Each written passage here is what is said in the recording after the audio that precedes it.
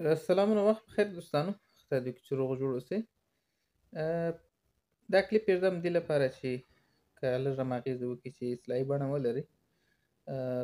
یو خاطره ده، بیا به اصل موضوع ته راسم چې زما لپاره تقریبا دردونکې وه. په 1993 کې چې کله افغانستان کې ولسمشریزې ټاکنې وي، تقریبا هغه وخت ما د پوهنتون لومړی کال و د طبي زده کړو.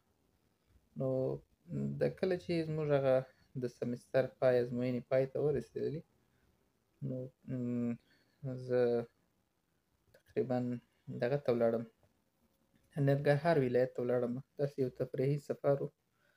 نو د هاخوا ځای چې کله زه راتلمه، په څنګ کې راسره ځینې دوستان ناست وو. یو پکښې کې یو نظامي جنرال و.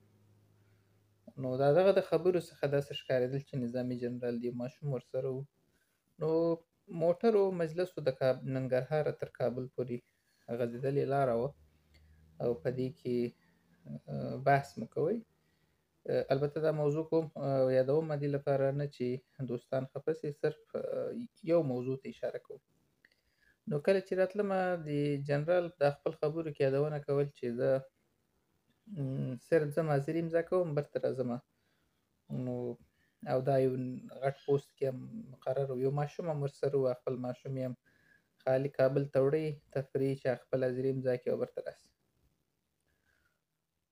بس خو موږ خو په افغانستان کې د هر کور غړی یو سیاستمدار یو، سیاست پورې اوس بشپړ حاکمیت لرو، که چیرې مسلکي یو که نه یو، که چیرې کاپي پیسټ یې که هر څه خپل نظر وړاندې کوو. نو بحث سیاسي و. نو رښتیا چې هغه وخت ما خپله ولسمشر اشرف غني ته کمپاین کوئ، چون د ده د پروګرامونو د دغه د زده کړو طرفدار وم. خپل د تجربې او د نړیوالې ټولنې سره په نړۍ کې یو ګرځېدلی شخصیت دی.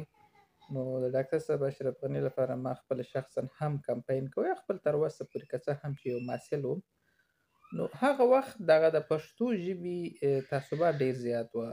تذکره کې هغه د افغانیت کلمې او د اسلامیت لپاره هڅه وه. نو د موضوع څخه لرې نه سم، د جنرال بحث کوئ د سیاست. نو ده د خپل خبرو کې راواخیستل، وایي زموږ اوس ټول تمرکز دا دی چې موږ قدرت د غرب د پښتنو څخه انتقال کو شرق ته، یعنی د قندهار څخه پاچاهي انتقال کو یا مشرقي ته یا کابل ته. نو ما ته ډېر درد راغی دې خبرې کې چې موږ څه فکر لرو. یو کله د پښتو د افغانیت کلمه ده، په هغه کې د افغانستان بشپړ قومونه په دې کې په جنجال بوخت دي. یو پښتو منم، یو یې نه منم، یو وایي چې دا افغان کلمه یوازې پښتون ته صدق کوي، بل وایي چې یا دا د پښتون دی، بل وایي چې یا دا د افغان د ګډ. خو په دې جنجالو کې هغه وخت د تذکرې لړ.